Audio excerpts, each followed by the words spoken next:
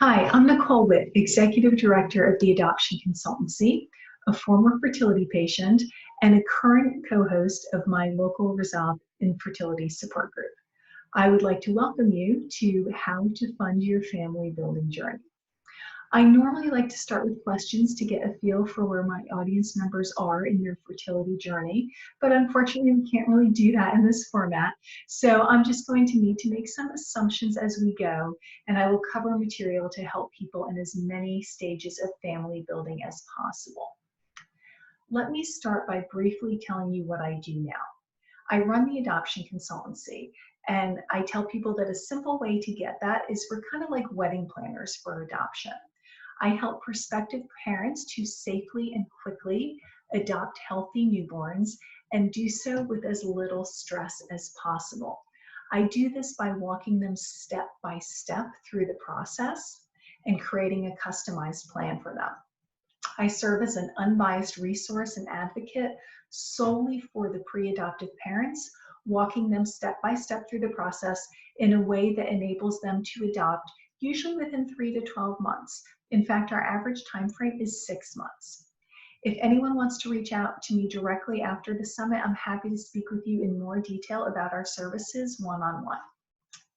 Anyway, thank you for being here, but even more importantly than that, I want you to acknowledge yourselves for being here. I always say at the beginning of my presentations that 80% of success in life is showing up.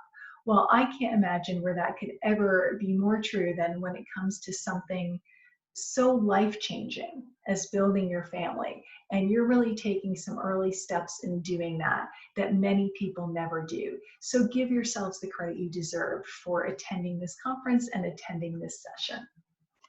The last thing before I jump in is that I want to say thank you to Heather for hosting this summit and for inviting me to speak. Today I'm going to tell you a little bit about my story and how I ended up in the adoption field. Suffice it to say that I understand the pain of the costs that can be involved with building a family. Then I want to talk briefly about what total costs you can expect and spend a bit of time giving you a quick overview about your options for covering those costs. Let me start by telling you briefly about my personal story. When I met my husband, Chris, I was 18 years old. We were in no rush to do anything. We were friends for 3 years before we started dating. We dated for 10 years before we got married, and we certainly didn't think we were in any rush to have children. So I was 31 years old when we got married, and about a month into our marriage, from other medical tests that I was having, I discovered that I wasn't going to be able to become pregnant. And I'm a carrier of Fragile X syndrome, and one of the side effects of that is diminished ovarian reserve. And I remember very clearly sitting across the desk from the doctor at the one appointment that my husband, Chris, couldn't attend. And the doctor kind of looked over his glasses at me and said, "Nicole, you have less than 1/2 of 1% chance of ever having a biological child." Now, you would think that that would sound pretty close to zero to most people, but not to us. We were going to go for it. So we decided we had to try, and we started immediately with an IVF cycle, which was a complete failure, and we were the only ones who were surprised by that. I remember after the first check at day 7, the nurse calling me and telling me that my body just wasn't responding at all. Nothing, nada, zilch. Right? So after that, Chris and I decided to move forward with an egg donor. And we chose to go through this very difficult, very expensive, and very risky process because of some of the myths that I believed about adoption. I believed that it takes years to adopt a healthy newborn baby. I believed that a birth mother could show up on our doorstep and ask for her child back. And although I'm ashamed to admit it now, I believed in the deepest recesses of my heart that I might not love that child the same way. Now, I ended up having my 2 incredible children, Brianna and Eric, the joys of my life, as a result of the incredible generosity of that egg donor. So I don't ever, for one moment, of course, regret that decision that we made. However, I've since come to learn that all of those myths that I believed about adoption were absolutely flat out false. And in fact, the reality was so surprising to me and is so wonderful that I've since dedicated my career to making sure that everyone knows what an incredible option adoption is. So I've been through IVF, I've been through egg donor, and I work with adopting families every day. Also, every month while running an infertility support group, I hear from people who are struggling to figure out their path forward, and money is always a factor in those conversations. As a result, I personally understand the financial struggle involved in this journey, and I understand the burden that the finances place on almost all of my support group attendees and my clients, many of whom become like family to me. Okay, enough about me. Let's talk about what you might be facing. An average cost of an IVF cycle is just over $20,000. And unfortunately, most IVF patients don't get pregnant with their first cycle. So you can easily be looking at double or triple that. Options such as donor eggs and or surrogacy can cost much more. An average adoption can run over $50,000 once all the costs are factored in. So taking that into consideration, although it may be emotionally difficult, it's important to think about the long-term picture from the beginning. If you spend all your resources on IVF and it doesn't work, where will that leave you? Sometimes it makes sense to put the money of another cycle or two towards a different family building option. So it's important to really think about that up front. What are you willing to spend on which approach, and when will it make sense to shift gears if need be? Let's talk about your different financing options. We can't really get into excessive depth on them in this session, so I'm just going to touch on a lot of different areas. I'm going to jump back and forth a bit between medical treatments and adoption because several of the categories apply to both. So let's start with ways the government may help. If you decide to adopt through foster care, that is free or virtually free. Sometimes there are even financial benefits that come along with that, such as free health care for the child or even in-state college tuition for the child paid for. Then there are tax deductions. Keep track of everything you spend on your medical treatments, as you may be able to deduct some of those costs from your taxes. For adoption, tax deductions don't often come into play because there is an adoption tax credit, which we'll talk about next. But for those who don't qualify for the tax credit and who experience a failed adoption, they can deduct some of the expectant mom's expenses that they may have covered. So I mentioned the adoption tax credit. It's much more valuable than a tax deduction because it's actually a dollar for dollar credit against taxes owed.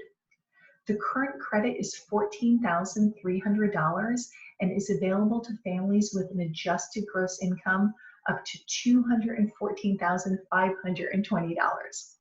After that, it starts to phase out linearly for families up to those who have an adjusted gross income of $254,520, and beyond that, there is no benefit. There are also some state tax deductions and credits, but that's obviously a bit too specific for us to get into today, so make sure to discuss those with your tax professional. Another government program is through the military. The military offers a one-time subsidy program for full-time military personnel of up to $2,000 for reimbursement for adoption expenses for one child or $5,000 for siblings. And then there's the Secure Act from last year. It's the 2019 Secure Act, and that allows for a $5,000 penalty-free withdrawal, not a loan, but a withdrawal from your 401k account to defray adoption costs. And if a couple has separate retirement accounts, they can each take $5,000 for a total of $10,000. So these programs can really start to make a dent into your total costs. Then there are non-governmental options. Lucky people may have health insurance that covers medical treatment for infertility. Unfortunately, only a handful of states actually require coverage for fertility treatments. If you don't happen to live in one of those states or work for an employer that offers it, you can actually look for a job with a company that is headquartered in one of those states and therefore would still be required to offer you coverage. We've actually had a few people in our infertility support group do that and get coverage that way. Then there's the doctor's office itself. Some offer discounted programs for certain groups of people, such as low-income patients, teachers, police, firefighters, and/or military. Some offer what are called shared risk or guarantee programs, and this typically offers multiple IVF cycles for one flat rate. So that rate is more than the cost of one cycle, less than the cost of several separate cycles. So if it does take you multiple cycles to get pregnant, then it can save you many thousands of dollars. However, if you do get pregnant on the first cycle, it will actually have cost you more. However, if you don't achieve a viable pregnancy at all, some or all of your money is refunded, which is really helpful if you want to pursue other options such as adoption. Lastly, there are clinical trials. Now, you need to get a bit lucky to qualify for the exact trial that a local fertility clinic is running. But if you do, there's often a significant discount. Of course, you have to be comfortable with what the study is researching and make sure it makes sense for you, as you will likely still be covering some of the costs of the medication or treatment or both. Lastly, for this category is employer reimbursement. Some employers offer this for fertility treatments only, some offer it for adoption only, and some offer it for both.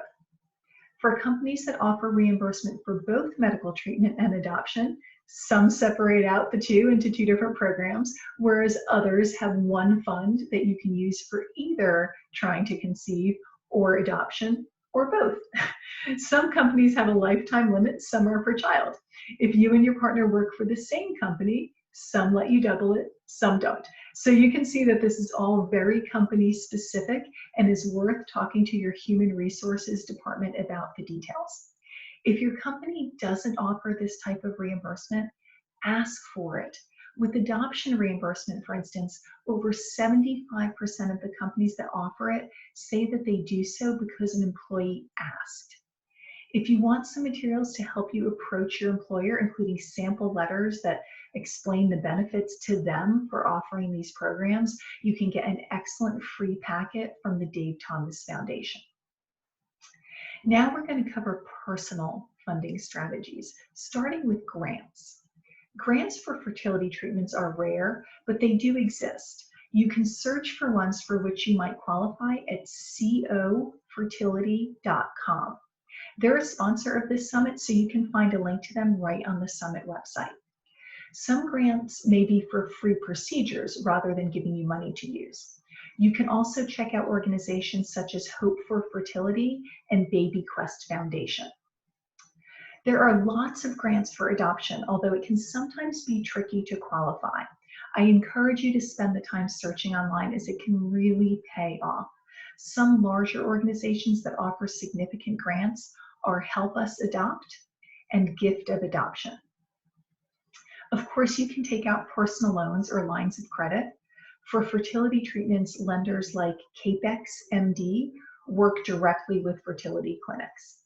For adoption, it's often better to get a line of credit if possible, since you won't know in advance exactly how much money you're going to need and exactly when you're going to need it. Of course, putting some costs onto credit cards is an option, but you want to be really careful with that.